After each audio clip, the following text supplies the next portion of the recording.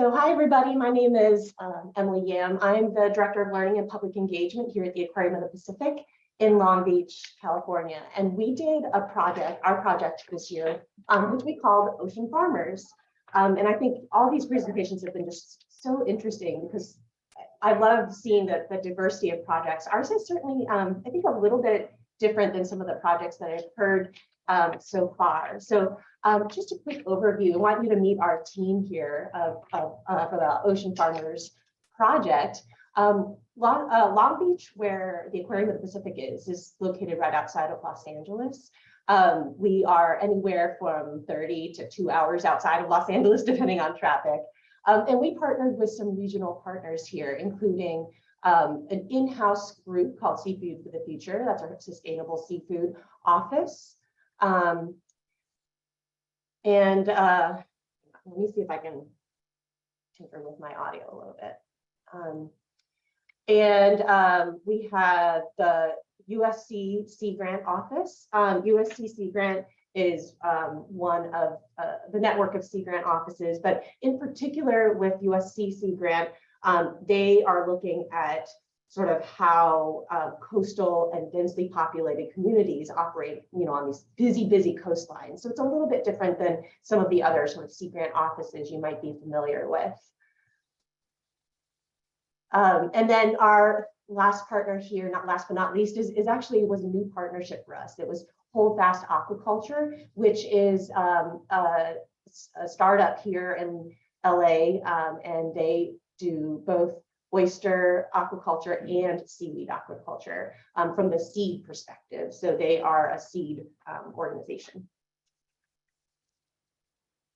Oops, sorry about that. So our project was kind of different. And one of the things that I think is really interesting is, like, as we've looked at all the projects that have been a part of this eeBLUE program, we're looking at like professional development, workforce development, these partnerships between chefs and farms, and looking at kind of how adults are interacting, or like sort of older audiences are interacting with aquaculture as a culture, right?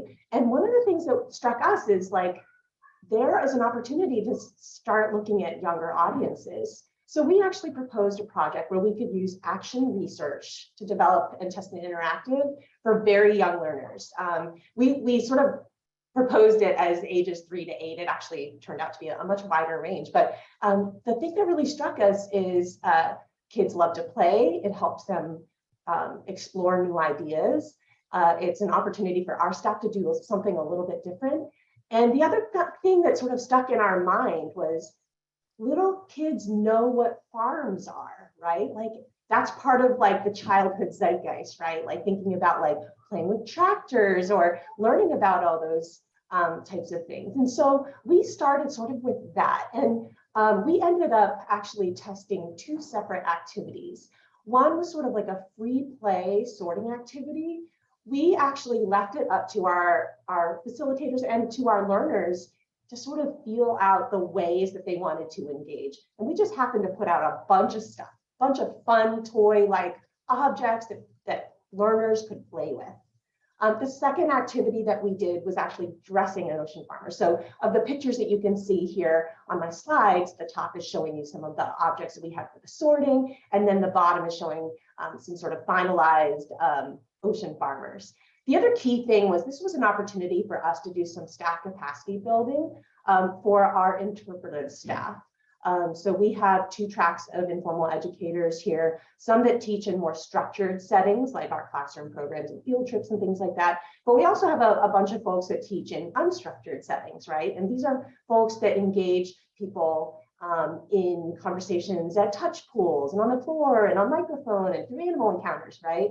And so we use this opportunity to engage a combination of those staff, but a lot of the interpreters, like the sort of free learning folks and folks that facilitate those experiences. And what we did was we use these experiences to talk about, like, what are the things you notice that people do? What are the signs of engagement? And then kind of tweaked the way that we were measuring it through that.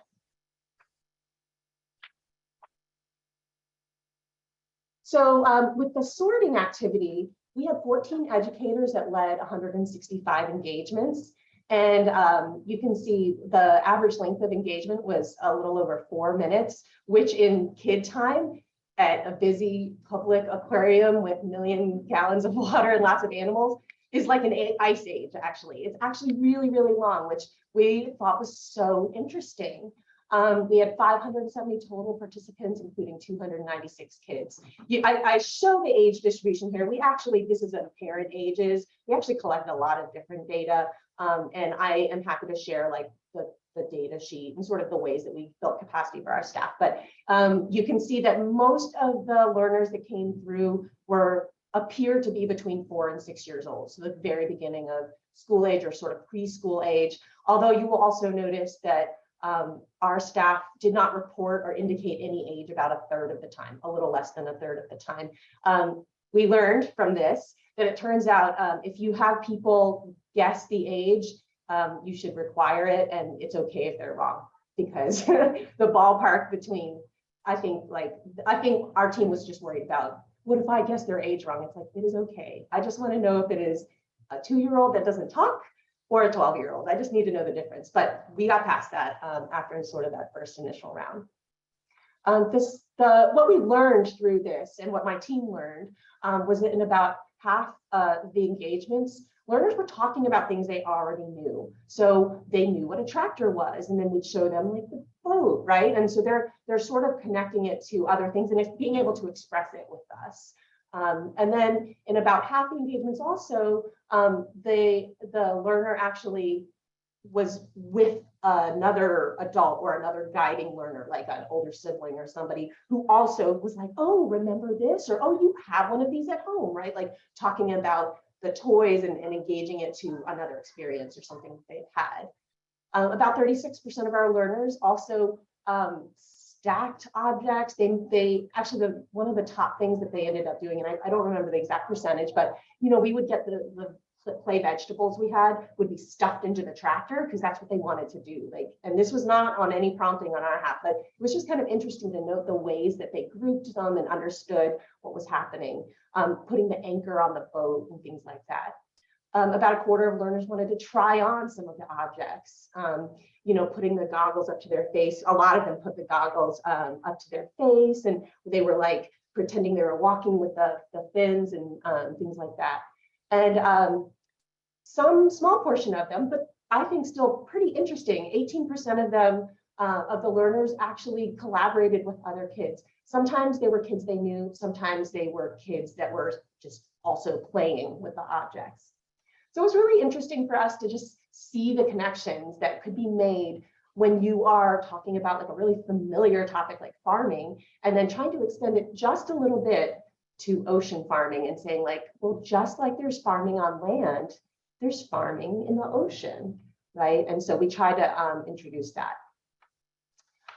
When it came to the Dress a Farmer activity, we had more educators involved. We had slightly fewer engagements.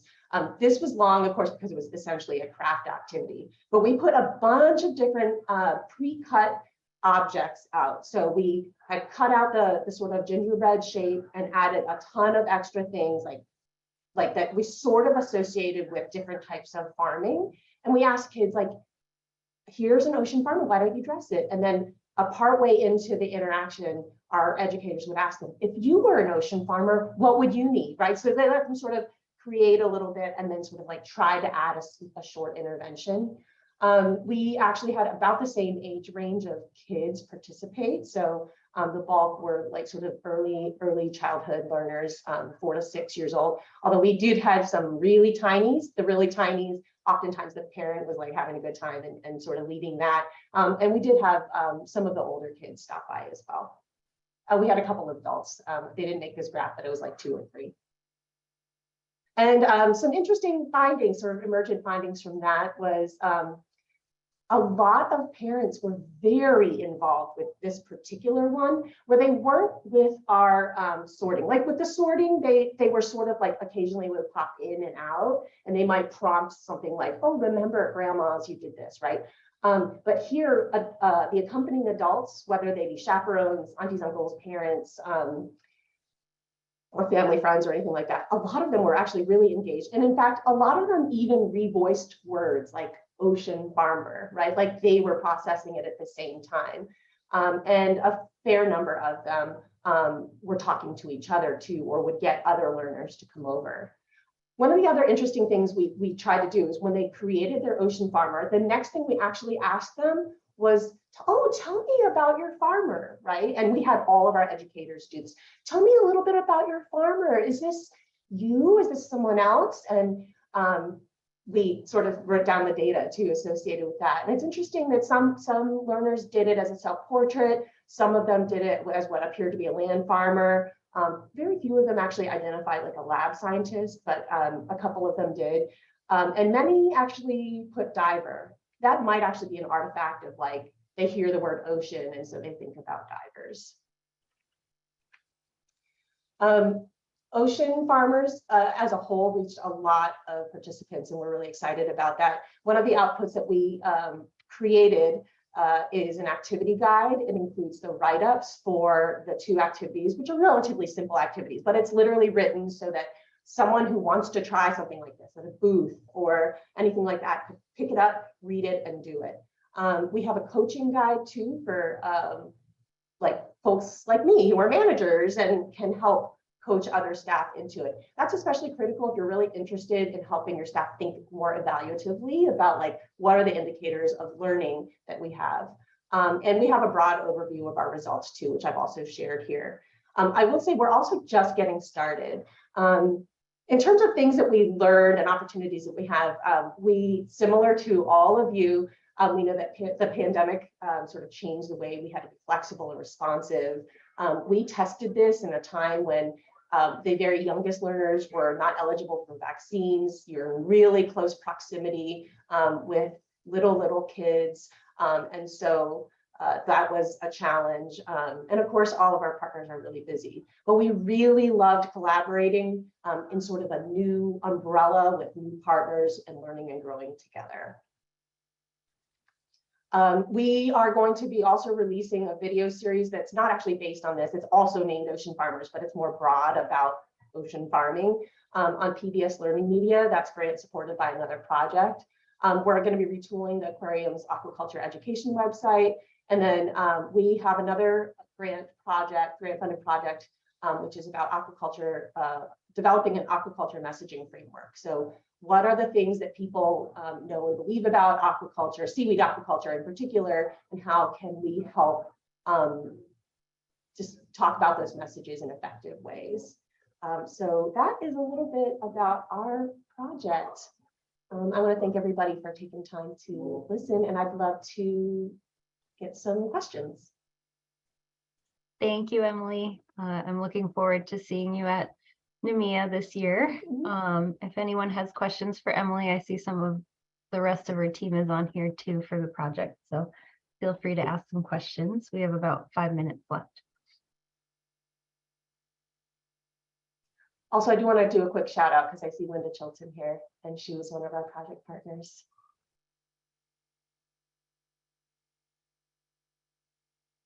I don't have a question, but I just wanted to say I cannot wait to use that build a farmer activity. That is awesome. We do a kind of build your own aquaculture system, or you know, whatever that is, have them think about the size of the animal, what they need to eat and stuff like that. But that build a farmer activity is awesome. I can't wait to use that. That's great. Yeah, it's pretty straightforward. We have, and I can include, actually need to add it to the guide. We have like, we used a Cricut cutter. I'm not sure if folks are familiar with that. It's basically like a magic printer that cuts out things instead of prints things. We use this grant to help support that, and we cut them out on the Cricut. So it was like, you know, you put the little thing and you duplicate it, and then all these little gingerbread like gingerbread cookies come out of it, right? And so that was really helpful. So we'll include that in our coaching guide.